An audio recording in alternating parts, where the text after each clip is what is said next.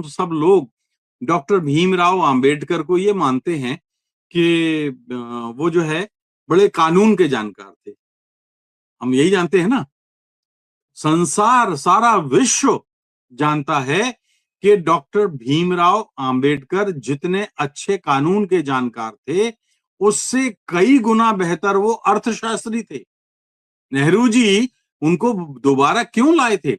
जब पहला चुनाव हुआ था 1952 में, तो वो एक दूध वाले से चुनाव हार गए थे और जवाहरलाल नेहरू ने उनको वापस संसद में लाए क्योंकि उनको जरूरत थी। 102 साल पहले उन्होंने लंदन स्कूल ऑफ इकोनॉमिक्स से अर्थशास्त्र में पीएचडी की थी।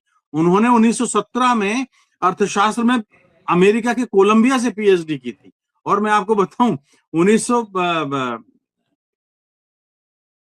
करीब 110 साल पहले मान लीजिए, मोटा मोटा जितना मैं कह रहा हूं, उसमें उन्होंने इकोनॉमिक्स पर 29 परीक्षाएं पास की थी, जो वर्ल्ड रिकॉर्ड था उस समय।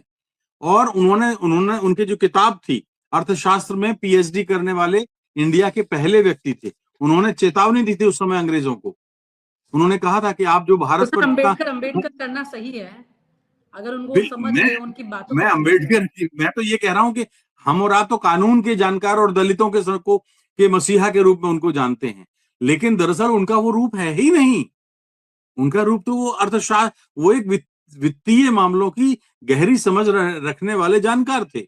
उन्होंने ईस्ट इंडिया कंपनी के फाइनेंशियल मैनेजमेंट पर बहुत बड़े सवाल उठाए थे। उन्होंने कहा था कि आप भारत के रिसोर्सेज को चूस रहे हैं और जो आप भारत को दे रहे हैं तो इसमें आप खुद मुश्किल में पड़ जाएंगे।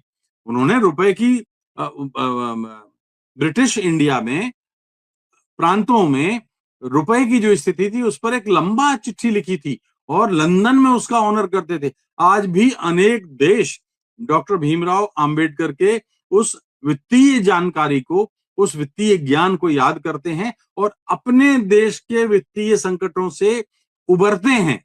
और हम हैं कि हमें यही नहीं पता है कि हमारे पास सब कुछ रखा है, चाबी हमारे पास है, ताला हमारे पास है। उस बात से तकलीफ होती है कोई अगर उनका जिक्र बार बार कर रहा है।